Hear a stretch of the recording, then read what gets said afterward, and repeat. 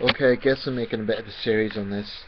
Um, Sorry, I had a bit of a rough night, didn't get much sleep last night. Yeah, I guess I'm making a bit of a series on issues connected with the subject of freedom of expression, religion, etc., all in the wake of the Charlie Hebdo situation. Sorry, I just... Ah, yeah, I've just come across a post that's stating that the Charlie Hebdo publication will rerun a depiction of Muhammad. I'm not going to say peace be upon him, because I'm not a Muslim, and I don't think that that's my prerogative. Anyway, I don't think that people really understand that they're going to rerun a print of that, and the print is basically showing a depiction of the Prophet Muhammad holding a sign saying, "Je suis Charlie, I am Charlie," weeping. It's not particularly graphic, it's not particularly crude, it's not sexual, it's not... I can't see why anyone would lose a great deal of sleep over that. I've seen the edit of it, and that's what it's going to be. You know, I could understand if it was Muhammad with a bomb on his head, or if it was Muhammad with a knife, or if it was Muhammad saying something extreme, but this is actually very tame. And already, predictably, you have people coming on there and saying, oh, Islam should be respected. Now, I'm only going to make this video quick because I have to go somewhere, but I want to get to this idea that religion, any religion for that matter, automatically deserves respect. I have heard Muslims say, oh, but we respect all religions. Now, to me, that doesn't really prove anything as someone who's not particularly religious. I'm not an atheist, but I'm not particularly religious either.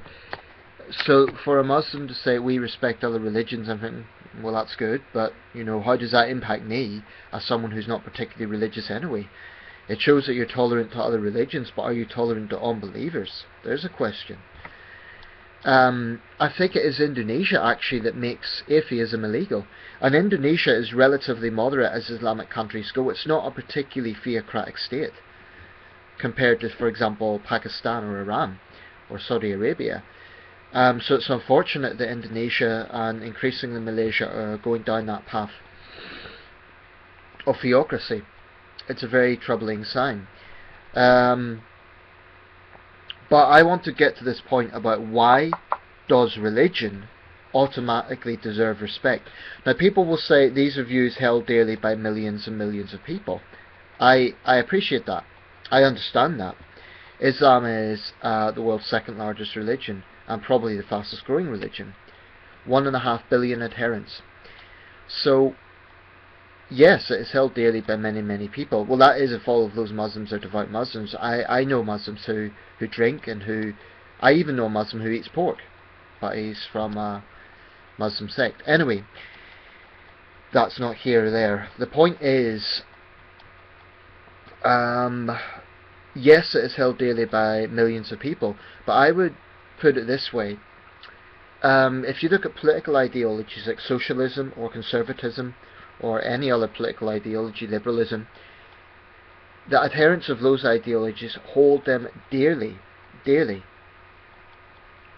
And in some cases they would also be prepared to die for those ideologies. But does that mean that socialism deserves automatic respect? Does it mean that conservatism deserves automatic respect? Of course not. Because we recognise that in democratic societies debates are held, and people can believe what they want. They can rigorously defend their ideology, but they cannot force others to agree with them. We generally acknowledge that when it comes to politics. So why is it then that religion somehow takes this attitude that it deserves automatic respect? I will say this, I don't think people should be provocative just for the sake of it, and I don't think that people should be crude regarding religion. I don't think it's particularly clever, and I don't think it's not something I endorse. You know, so if people want to... And I made a similar thing on this in the freedom of expression video. This is not about being crude about religion, it's not about being tactless and tasteless. But it is about saying that religion doesn't have a monopoly on respect, and it doesn't deserve automatic respect. I don't have to respect the Prophet Muhammad just because he's held in high regard by millions of Muslims.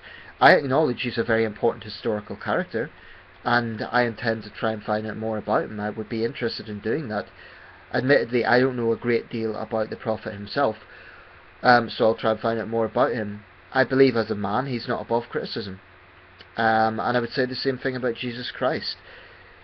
But I would say that the idea that the Prophet Muhammad or Islam deserve automatic respect is just rubbish.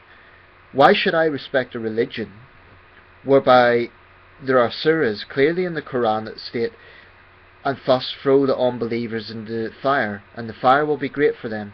Surahs like this. Look it up if you don't believe me. There's plenty of violent, intolerant surahs. And I know Muslims often say, well, you're misinterpreting it, or it's meant as a spiritual struggle and so on. But you know, if we're talking about the modern context, and if you're saying that this is a literal translation of God and it's still relevant today, then we're going to be taking it as it is. Anyway, I'll leave it there. But one thing I'll just leave with is there is absolutely nothing that proves that religion deserves respect just because millions of people might support it. And the same applies to Christianity. You know, I was watching the Da Vinci Code last night. That was released the same year as the Yellen Post and cartoon controversy. Now, whilst the Da Vinci Code certainly has many flaws, the idea that it should have been censored just because it offended Christians, I think, is wrong. You know, there's many historical films that are inaccurate, but you know, they're not automatically censored for that reason. So, yeah, what I would conclude with is religion does not deserve respect. Not automatically. I'm not saying it deserves disrespect automatically either, and I don't think it's particularly tactful or right to be disrespectful.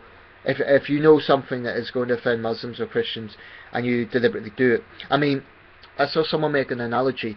Say, for instance, you put a pig's head outside a mosque. That's disgusting. That is very disrespectful, and it's outright wrong.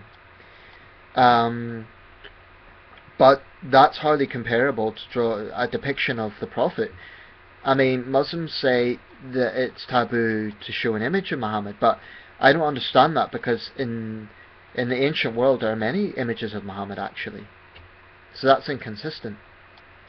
But the idea that religion deserves ultimate respect, that we should all be subservient to it, that's an outrageous idea. Religion should be debated. It should be challenged. And at times it should be criticised. It should be fair criticism. But, you know, the idea that it is above criticism is utterly absurd, just because people hold it in high regard. Like I say, people hold political ideologies also in, for many people that is almost a religion. You know, there are die-hard socialists and die-hard conservatives who would take huge issue with someone challenging their ideology, but I reckon most of them will probably accept that in a parliamentary system there is space for debate. I think it should be the same about religion.